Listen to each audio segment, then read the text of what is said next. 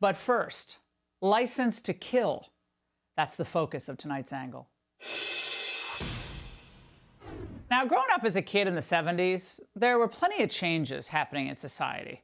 There was the withdrawal from Vietnam, there was Nixon resigning, the gas lines, oh, I remember those, and the Jimmy Carter malaise. But with all of that, I don't remember ever hearing about stories of mobs, mostly young people, brazenly committing criminal acts. And I'll tell you, the Christmas season, we all know, is right around the corner. You're already hearing the Christmas music everywhere. And it means that more FedEx deliveries, we're going to see them all over. But now truck drivers aren't just worried about getting packages there on time. A blitz robbery of a FedEx delivery truck. The driver described the heist in detail, telling Memphis police multiple cars blocked him off at the red light on the corner of West Mallory Avenue and Riverport Road in South Memphis around 8:30 Saturday night. Then they broke into his truck and stole $100,000 worth of other people's deliveries, leaving behind empty boxes and putting our city further on edge.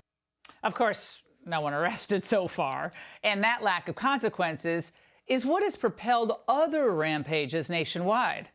Chicago has seen its fair share.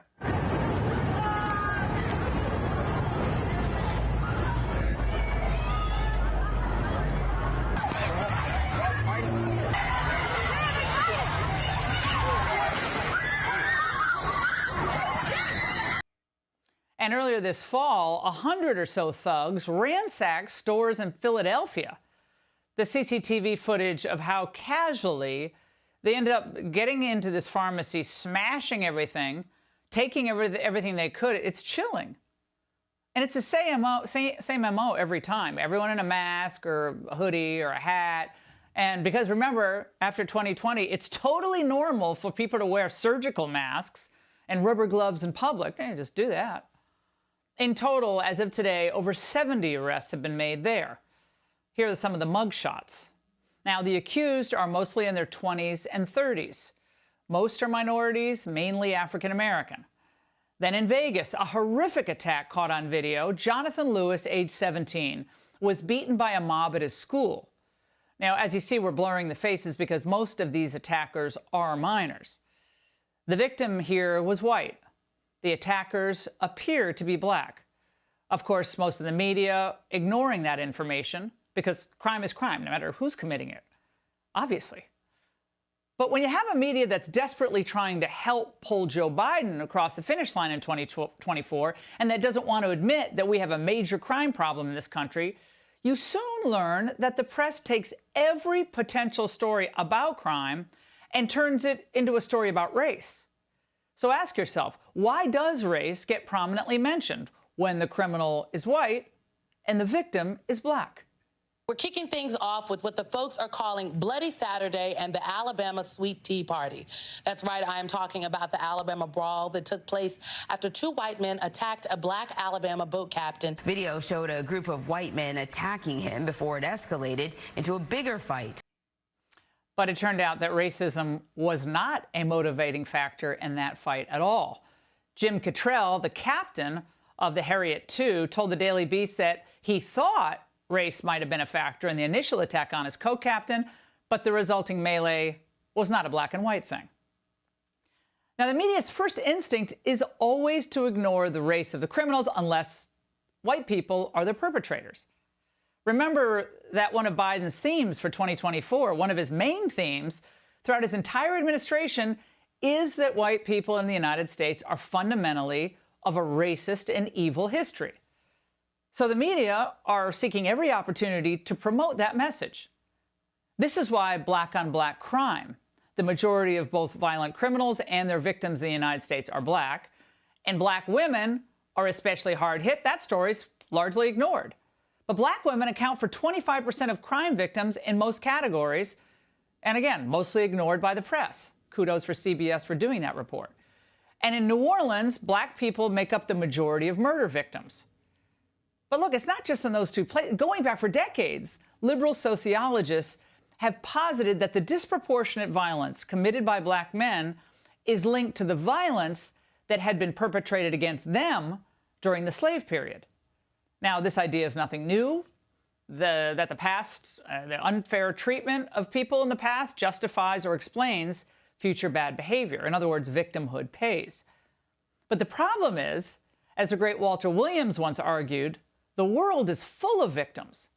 We were to sit down and decide which people have been facing the most destruction, the most oppression in the world. I couldn't come up with a name. I mean, the Turks tried to exterminate the Armenians, the Nazis with the Jews, the Irish and the Catholic, the Huguenots. I mean, the persecuted people. I mean, it's nothing unique about blacks. If you went to look at history and decide who was persecuted most, it's a useless battle. But in their desperate efforts to smear America as a fundamentally racist and evil country, our leaders have created a generation that believes it has a license to vandalize, steal, beat, and sometimes even kill. Their home life, the popular culture, even schools are teaching them toxic, depressing lessons about race and the American experience. Now, the Floyd riots, they taught them that burning and looting, if done in large enough numbers, will go unpunished. Cite an underlying racial grievance and maybe you can expect leniency. As long as you can claim to hate America, the media and the Democrats will generally back you up. This neo-Marxist dynamic has done huge damage to race relations in the United States and also to minority and working class communities of all backgrounds who are already struggling to make ends meet. Somebody's going to end up getting killed, an innocent bystander. You have so many people that are good citizens that are carrying guns because they're afraid of this stuff coming to their doors. It's out here in the streets. But remember, the Biden administration and its supporters in the press don't actually care about what's best for minorities or what's best for any Americans for that matter. They care about one thing: winning re-election and staying in power. And that's not easy to do when crime is such a problem. So they plan to solve that problem, not by stopping crime, but by blaming America. So they'll smear the founders, they'll smear Republicans, the police, anyone they can think of, in the hopes of scaring folks into voting for Biden. They certainly don't want minority communities to be confident and prosperous. They want them so scared that they'll vote for Biden rather than voting for peace and prosperity, safety. So we have to keep reaching out and telling the truth about America, about crime, until that message breaks through. And once we have new leadership, we can once again teach the ancient lesson that crime does not pay. And that's The Angle. Hey, Sean Hannity here. Hey, click here to subscribe to Fox News YouTube page and catch our hottest interviews and most compelling analysis. You will not get it anywhere else.